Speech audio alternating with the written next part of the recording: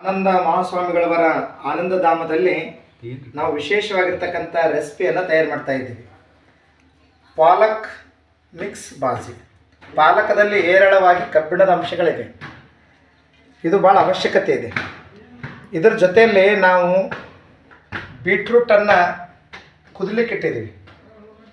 ಬೀಟ್ರೂಟ್ನಲ್ಲಿ ಭಾಳಷ್ಟು ಹೇರಳವಾಗಿರ್ತಕ್ಕಂಥ ಅನೇಕ ಖನಿಜಗಳಿದ್ದಾವೆ. ಭಾಳ ಆರೋಗ್ಯಕ್ಕೆ ಒಳ್ಳೆಯದು.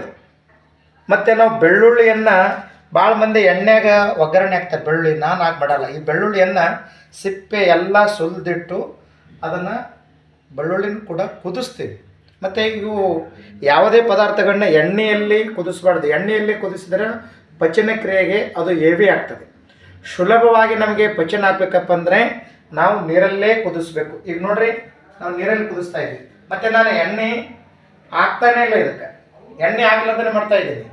ಎಣ್ಣೆ ಒಳ್ಳೇದಲ್ಲ. ಏನು ಹಾಕ್ತೀರಿ ಅಂತ ಕೇಳಿದ್ರೆ ರುಚಿಗೆ ನಾವು ಕೊಬ್ಬರಿ ಹಾಲು ಹಾಕ್ತಾ ಇದ್ದೀನಿ. ಕೊಬ್ಬರಿನ ಅದನ್ನು ತೆಗೆದು ಕೊಬ್ಬರಿ ಮಿಕ್ಸರ್ದಲ್ಲಿ ಗ್ರ್ಯಾಂಡ್ ಮಾಡಿ ಆ ಕೊಬ್ಬರಿ ಹಾಲನ್ನು ಮಾಡಿ ನಾನೇನಪ್ಪ ಅಂದ್ರೆ ಈ ಪದಾರ್ಥವನ್ನು ತಯಾರು ಮಾಡ್ತಾ ಇದ್ದೀನಿ.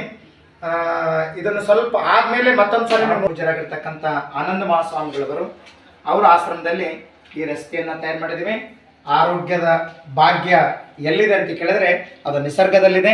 ನಿಸರ್ಗದತ್ತವಾಗಿರ್ತಕ್ಕಂಥ ಆಹಾರವನ್ನು ಸೇವನೆ ಮಾಡಿ ಆಹಾರವೇ ಔಷಧಿ ಆಗಬೇಕು ಅಂತ ಆಹಾರ ಔಷಧಿ ಆಯ್ತಪ್ಪ ಅಂದ್ರೆ ನೀವು ಯಾವುದೇ ಥರದ ಕಾಯಿಲೆಗಳನ್ನು ನಿಮ್ಮ ಸಮೀಪನೂ ಕೂಡ ಬರೋಂಗಿಲ್ಲ ಅಂತ ಒಂದು ಶಕ್ತಿ ನಿಸರ್ಗದಲ್ಲಿದೆ ಅನ್ನುವಂಥ ಮಾತನ್ನು ಹೇಳುತ್ತಾ ಈ ಕೊತ್ತಂಬರಿ ಹಾಕಿ ಪೂರ್ಣ ಈ ಪಲ್ಯ ಮುಗಿತು. ತುಂಬ ಚೆನ್ನಾಗಾಗಿದೆ.